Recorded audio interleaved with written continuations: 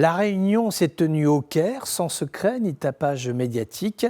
Une simple réunion, serait-on tenté de dire, mais la réunion de factions palestiniennes qui se sont retrouvées là, en terrain neutre, pour se parler, communiquer, échanger les mots qu'ils n'arrivent pas à se dire quand ils sont là-bas, en Palestine, dans cette guerre qui ne dit pas son nom, cette intifada sans fin, sans chiffre, car finalement, cela ne veut rien dire. Intifada 1, 2, 3, 4 ou 5, quelle importance quand la mort est au rendez-vous de chaque jour qui passe. L'incertitude, la chaleur de cet été où l'eau est rare dans les camps de réfugiés, été de toutes les brûlures, celle du soleil et celle des armes qui tonnent contre Israël, mais également entre Palestiniens.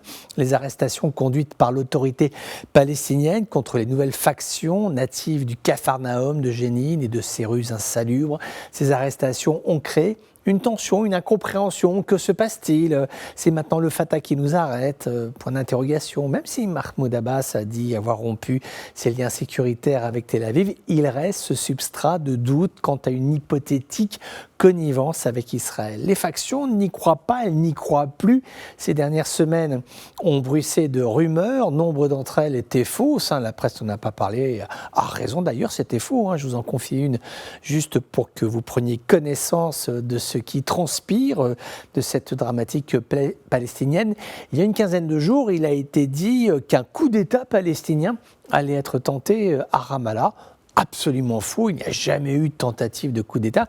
Mais si l'information a circulé avant de mourir d'elle-même, c'est que des personnes ont allumé la mèche, des personnes qui n'avaient rien d'autre qu'un clavier d'ordinateur sous la main, des vecteurs qui ont propagé un mensonge, précisons, un mensonge intentionnel, la tristement célèbre histoire de « il n'y a pas de fumée sans feu ». Voilà pourquoi les factions palestiniennes se sont réunies au Caire.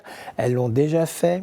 Elles le referont, elles se réunissent pour lutter contre le spectre de la division. Sans cohésion, pas de force, et sans force dissuasive non exercée, et bien sans force, pas d'écoute autour d'une table de négociation. Le premier ennemi de la Palestine n'est pas tant Israël, c'est la division de ces hommes et de ces femmes que tout unit. La tradition, la culture et l'aspiration à un destin national, un État, des frontières, la paix, après toutes ces années, surtout la paix. Voilà, se parler au Caire, c'est cela, un acte de sagesse dans une région du monde qui en manque tant.